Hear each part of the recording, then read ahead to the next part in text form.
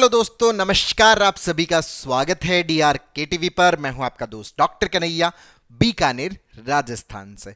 दोस्तों, आज इस वीडियो के माध्यम से जो एंजाइटी जो होती है उसका जो वास्तविक कारण जो है वो क्या होता है, इसी के ऊपर ये पूरा का पूरा जो डिटेल सेशन है वो मैं आप लोगों को समर्पित करने वाला हूं। क्योंकि जब तक आप वास्तविक कारण को पहचान नहीं लेते तब तक आप वास्तविक कारण को सही नहीं कर पाते, और वास्तविक कारण को जब तक आप सही नहीं कर पाते तो आप अपनी एंजाइटी को भी सही नहीं कर पाते, आप अपनी एंजाइटी को खत्म नहीं कर पाते। क्योंकि बहुत सारे लोग बोलते हैं कि सर 6 महीने हो गए, सर साल भर हो गया, सर 2 साल हो गए, सर 3 साल हो गए, सर 5 साल हो गए। अगर एंजाइटी लंबी चल रही है ना, इसका मतलब हम अभी तक एंजाइटी के वास्तविक कारण को नहीं जान पाए। हम एंजाइटी के वास्तविक रूट कॉज को, इसकी जड़ को, इसके बीज को हम अभी तक नहीं जान पाए। इसी कारण से वो जो जड़ है वो हमारे अंदर लगातार क्या किए जा रही है, एंजाइटी प्रोड्यूस किए जा रही है। हमारे अंदर लगातार मानसिक पीड़ा है वो प्रोड्यूस किए जा रही है, जिसकी वजह से हम परेशान हो रहे हैं। अब अगर मैं ये चाहता हूं कि मेरी जो एंजाइटी है वो पूरी तरह से खत्म हो, मेरी जो एंजाइटी है ये जड़ से मिटे, तो उसके लिए तो जड़ को पहचानना पड़ेगा, उसके लिए तो इसके रूट मैकेनिज्म को पहचानना पड़ेगा, इसके लिए इसके वास्तविक कारण को पहचानना पड़ेगा। और वास्तविक कारण को पहचानने के ऊपर ही ये पूरा का पूरा सेशन मैं आपको समर्पित कर रहा हूं। इसको बहुत अच्छे से समझना, बहुत अच्छे से अंडरस्टैंड करना। दोस्तों, वास्तविक कारण को समझने के लिए एक बहुत ही प्यारा सा उदाहरण, एक बहुत ही छोटी सी स्टोरी मैं आप लोगों के साथ में शेयर कर रहा हूं। इसको बहुत अच्छे समझना। एक जो युवक है वो बहुत ज्यादा मानसिक तौर पे परेशान थे, बहुत ज्यादा दिमाग के अंदर उनके ओवर थिंकिंग रहती थी, बहुत ज्यादा चिड़चिड़ापन सा रहता था। घर के अंदर ऐसे ही परेशान थे कि ठीक है, घर वाले हर छोटी छोटी बात में इनको परेशान करते रहते हैं। तो वो क्या करते हैं कि वो एक आश्रम के अंदर विजिट करने जाते हैं, एक आश्रम के अंदर घूमने जाते हैं। तो आश्रम के अंदर घूमने जाते हैं तो वहाँ देखते हैं कि आश्रम का बहुत ही अच्छा से शांत माहौल है, बढ़िया माहौल है। तो उनको थोड़ा सा रिलैक्स फील होता है, अच्छा फील होता है। तो फिर वो आश्रम के जो गुरुजी हैं, गुरुजी के पास में जाके बोलते हैं कि गुरुजी, मैं आपको नमन करता हूँ, मेरा आपसे एक निवेदन है। तो गुरुजी पूछते हैं कि बताओ बेटा क्या निवेदन है। कि गुरुजी, मैं आपके आश्रम में रहकर ध्यान करना चाहता हूं, मैं आपके आश्रम में रहकर अपने आप को शांत करना चाहता हूं, अपनी मानसिक पीड़ा को ठीक करना चाहता हूं। तो गुरुजी उनसे पूछते हैं कि बेटा, तुम्हें पता चल गया कि तुम्हारी मानसिक पीड़ा का कारण क्या है। तो वो बोलते हैं कि हाँ गुरुजी, मुझे पता चल गया मेरी मानसिक पीड़ा का कारण क्या है। तो गुरुजी पूछते हैं कि बताओ बेटा, मानसिक पीड़ा का कारण क्या है। तो वो कहते हैं कि सर, कि गुरुजी, मैं जैसे आपके यहाँ पे आया हूं तो मुझे यहाँ पर एकदम शांति मिली है, क्योंकि आपके यहाँ आसपास क्या एकदम शांति है। लेकिन मैं जब अपने घर में रहता हूँ तो वहाँ पर किसी भी प्रकार की कोई शांति नहीं है, वहाँ पे सब लोग कुछ ना कुछ करते रहते हैं। मैं शांत बैठना चाहता हूँ लेकिन कोई बर्तन की आवाज़ कर देता है, कोई हंसी ठिठोली कर देता है, कोई मजाक कर देता है, कोई कुछ भी कह देता है, कोई कोई भी बात बोल देता है। और वो बातों की वजह से मैं परेशान हूँ, मतलब बाहरी कारणों से मैं परेशान हूँ, और वो माहौल आपके यहाँ पर नहीं है। तो मैं आपके यहाँ रहूँगा तो मैं एकदम शांत रहूँगा, एकदम मज़े से रहूँगा, मुझे कोई परेशानी नहीं होगी, मुझे कोई एंजाइटी नहीं होगी। तो गुरुजी पूछते हैं कि क्या वाकई में बेटा तुम्हें पता चल गया है कि तुम्हारी मानसिक पीड़ा का यही कारण है। तो कहता है कि हाँ गुरुजी, देखो यही कारण है ना, मैं आपके आश्रम में आया हूं तो मुझे बहुत अच्छा लगा है, मुझे यहाँ पर बहुत रिलैक्स फील हुआ है, मुझे यहाँ पर बहुत ज्यादा मजा आया है। तो गुरुजी कहते हैं कि चलो भाई ठीक है, तुम रहने लग जाओ। अब वो जो नवयुवक है वो उस आश्रम में रहना शुरू कर देता है। वो आश्रम के अंदर जो आश्रम की दिनचर्या होता है उस दिनचर्या का पालन शुरू कर देता है। अब 15-20 दिन, महीना बीतता है, तो महीने भर बाद में उसको धीरे धीरे वहां पर भी परेशानी शुरू होती है। अब वहां पर भी वो चिड़चिड़ा होने लग जाता है, वहां पर भी वो इरिटेट होने लग जाता है, वहां पर भी उसके दिमाग में बातें गूंजने लग जाती है, वहां पर भी वो परेशान होने लग जाता है। तो फिर वो अपने गुरुजी के पास में जाता है और कहता है कि गुरुजी, ये तो बहुत गलत बात है। गुरुजी कहते हैं कि बेटा क्या हुआ। तो वो कहता है कि गुरुजी, मैं तो आपके यहाँ पर आया था क्योंकि आपके यहाँ का माहौल बहुत अच्छा है, आपके यहाँ का वातावरण बहुत अच्छा है। जब मैं पहले आया था तब मुझे ऐसा लग रहा था, लेकिन यहाँ पर तो मैं फिर से ध्यान लगाने की कोशिश करता हूँ, मैं फिर से अपना काम करने की कोशिश करता हूँ, तो फिर कोई दूसरा जो सन्यासी है वो आवाज़ शुरू कर देता है, कोई दूसरा सन्यासी वो यहाँ पर बर्तन की आवाज़ करने लग जाता है, कोई खाना बनाने की आवाज़ करने लग जाता है, कोई किसी भी प्रकार की जो आवाज़ है वो यहाँ पे करने लग जाता है, कोई झाड़ू की आवाज़ कर देता है, कोई आपस में ठिठोलिया कर देता है, कई सारी बातें मुझ पर कमेंट्स कर देते हैं। तो यहाँ पर भी वो लोग हैं वो मुझे परेशान करने में लगे हुए हैं, उन्हीं की वजह से मैं परेशान आ रहा हूँ। मतलब आपके आश्रम में फिर मैं अपना घर छोड़ के आपके पास में आया ही क्यों, यहाँ पे तो वैसा माहौल नहीं है जिससे मेरी एंजाइटी, मेरी जो मानसिक पीड़ा है वो ठीक हो सके। गुरुजी फिर ये सवाल उससे पूछते हैं कि बेटा क्या तुम अभी भी जानते हो कि तुम वाकई में इस यहाँ के माहौल की वजह से परेशान हो? तो वो कहता है कि हाँ गुरुजी, मैं जैसे घर पे परेशान था, यहाँ पे आया उस समय ये नहीं था, वापस आपके यहाँ पर भी वैसा ही माहौल हो गया, तो मैं आपके इसी माहौल की वजह से ही परेशान हूँ।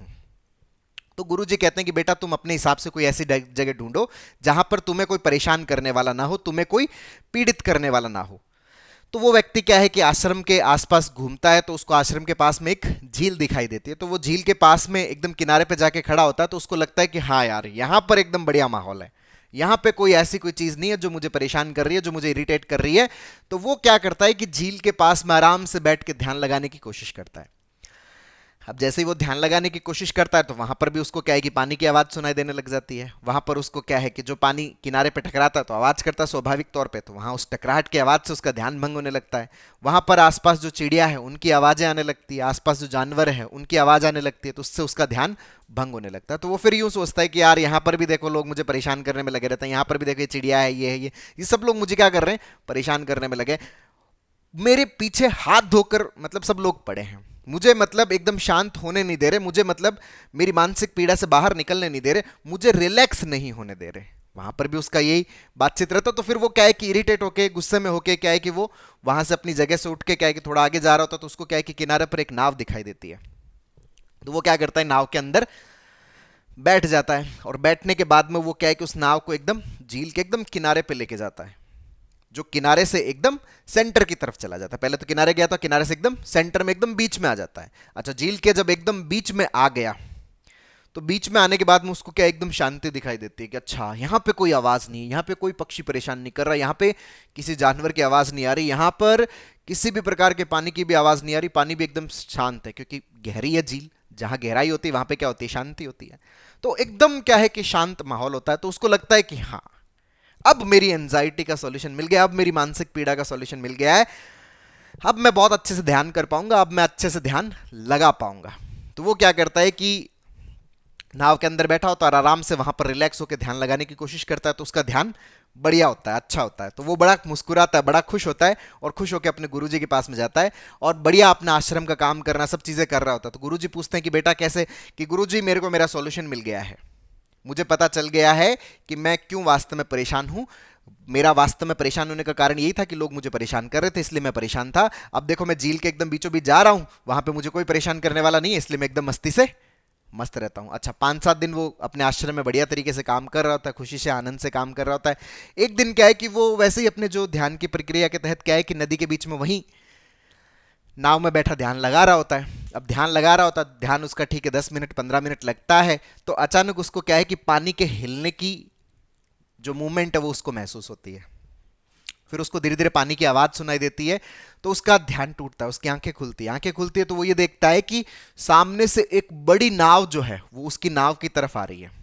और वो जो बड़ी नाव उसकी नाव की तरफ आ रही है, उसको यूं लगता है कि अगर ये नाव लगातार उसकी नाव की तरफ आती गई तो ये जो बड़ी नाव है उसकी छोटी नाव को टक्कर मारेगी, उसकी छोटी नाव टूटकर बिखर जाएगी और वो नदी में डूब जाएगा, नहर में डूब जाएगा, इस झील में डूब जाएगा।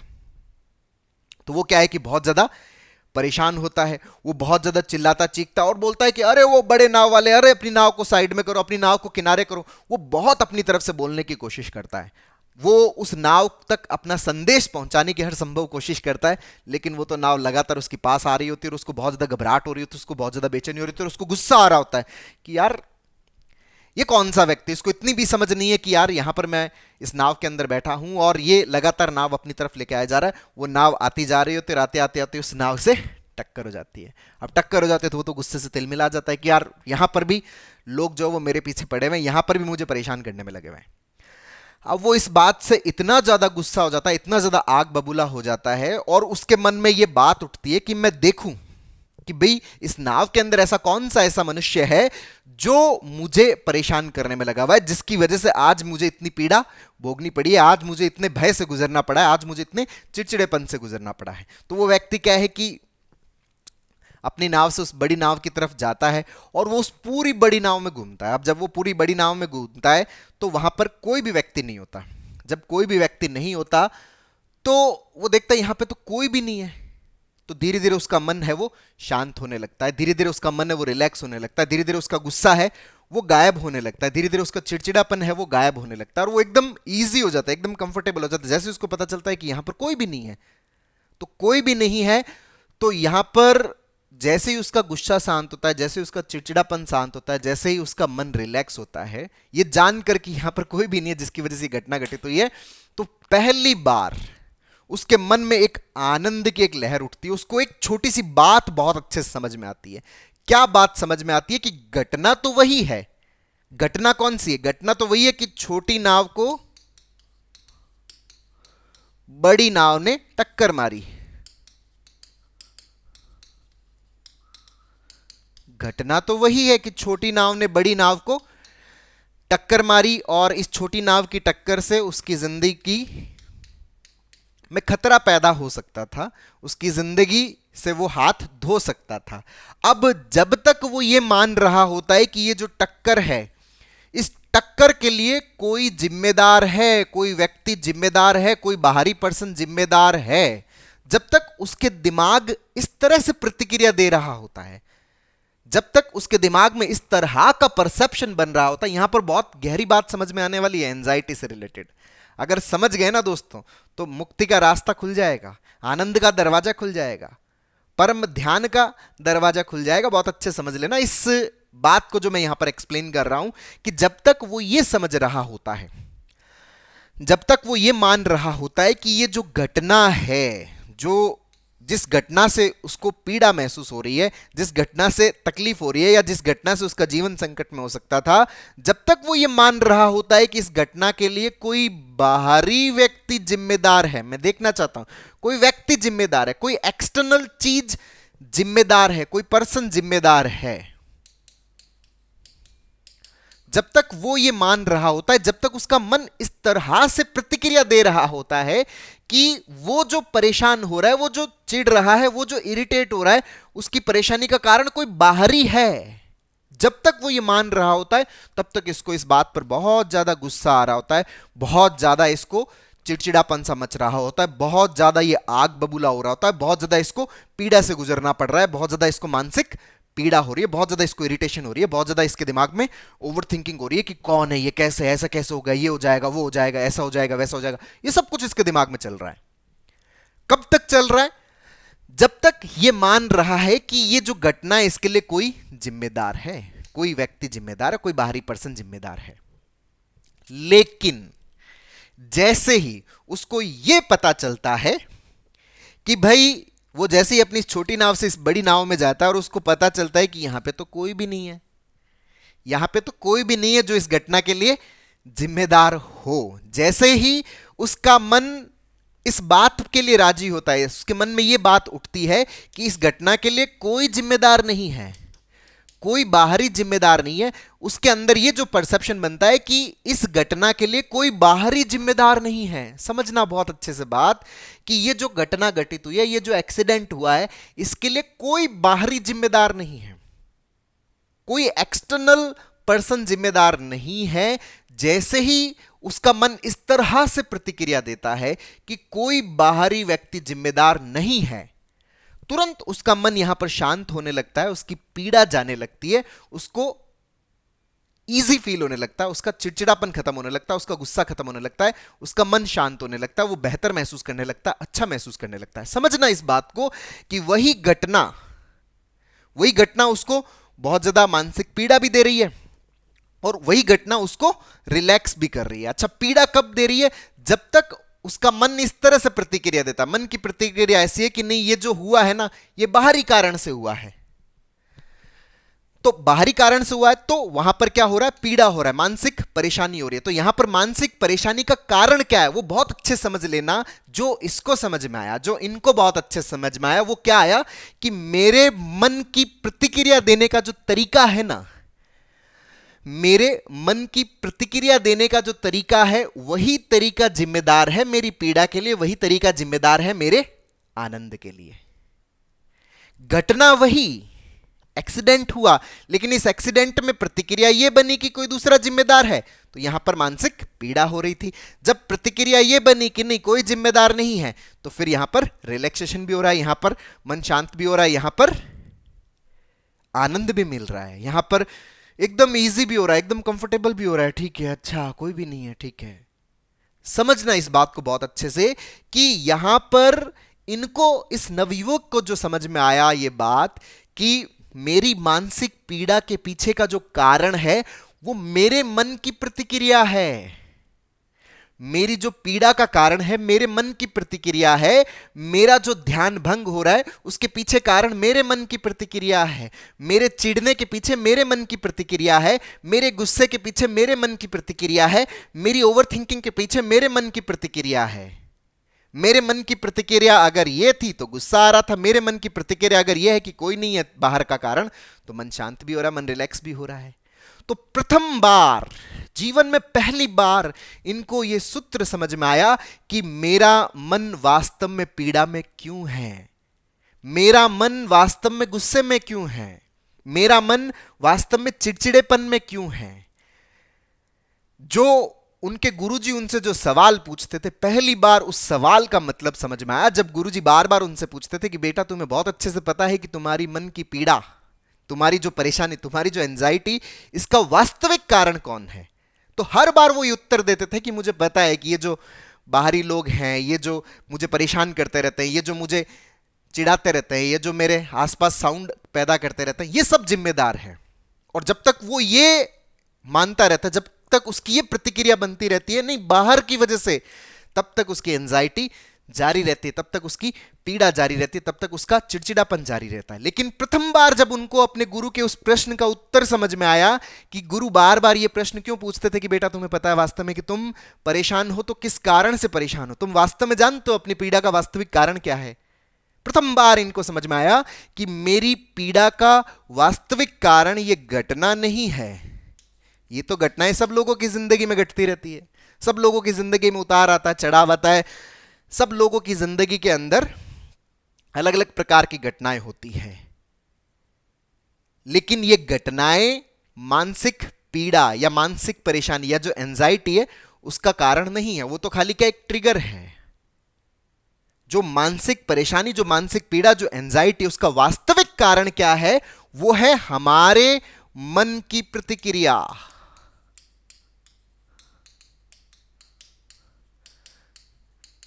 हमारे मन की प्रतिक्रिया यह है कि नहीं मेरे जो परेशानी का कारण बाहरी है, तो एंजाइटी कंटिन्यू चलने वाला है, फिर वो साल क्यों, 2 साल क्यों, 5 साल क्यों, वो चलने वाला है।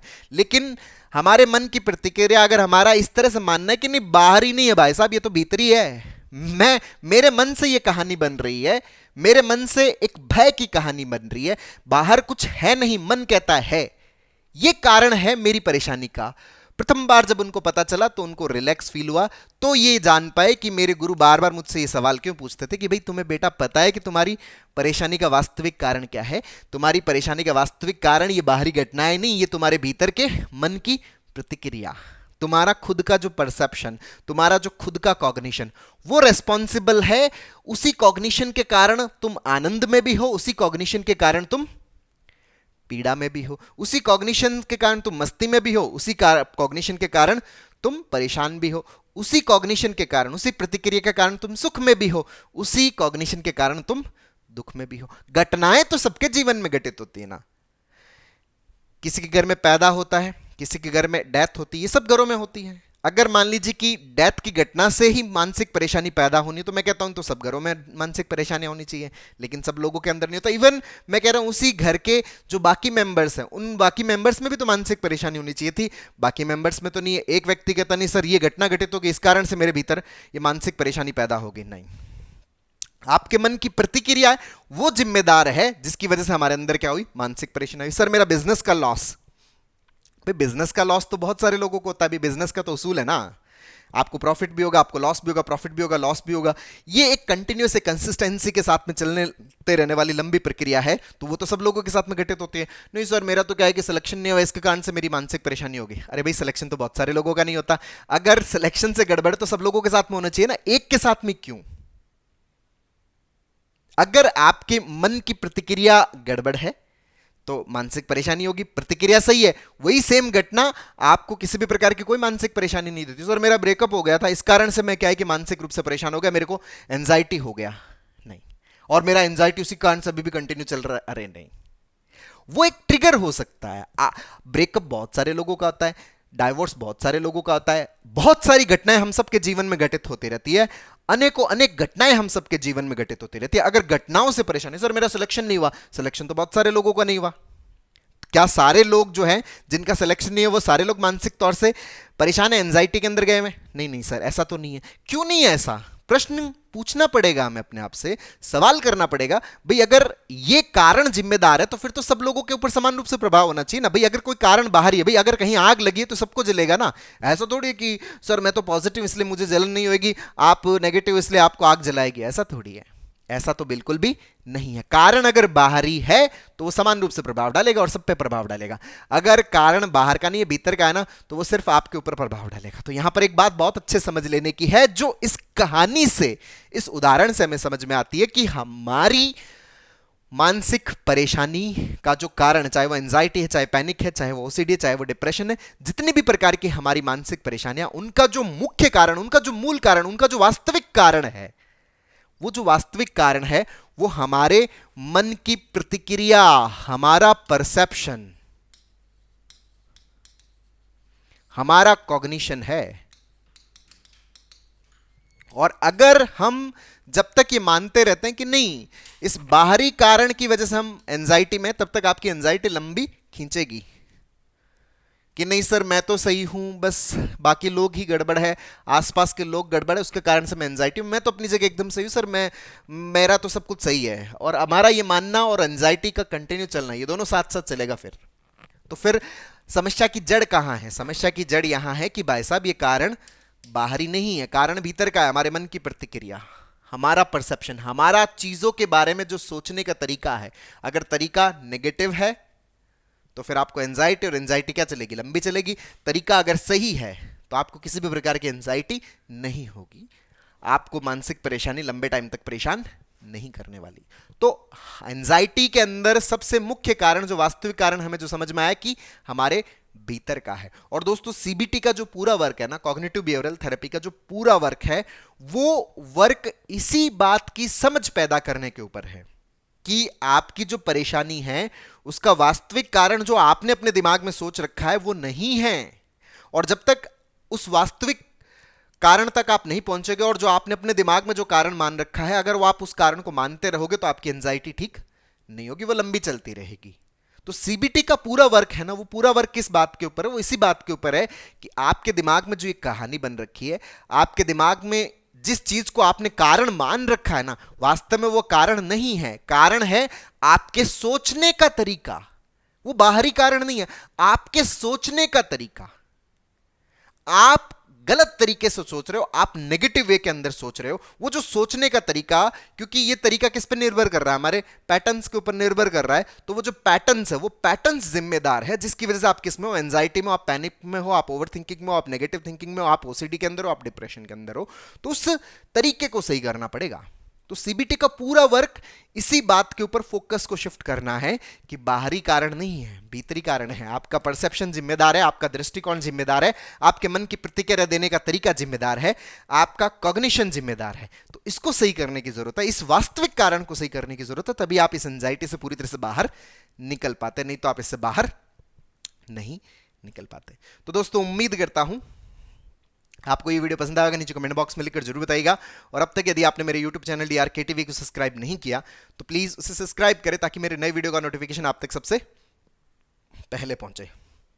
दोस्तों जो मानसिक परेशानियां हैं, इनके वास्तविक कारण को हम और ज्यादा कैसे पहचान सकते हैं, कैसे उसको करेक्ट कर सकते हैं, इसके ऊपर हम लोगों ने एक सीबीटी का एक स्टेप बाय स्टेप लर्निंग का एक पूरा वर्कशॉप लॉन्च किया हुआ है, जिसका लिंक नीचे डिस्क्रिप्शन में, जिसको आप अपने भीतर इंस्टॉल करके अपनी साइकोलॉजिकल प्रॉब्लम्स को पूरी तरह से खत्म करने में बहुत अच्छे से मदद ले सकते हैं। बहुत बहुत धन्यवाद दोस्तों। जय हिंद, जय भारत।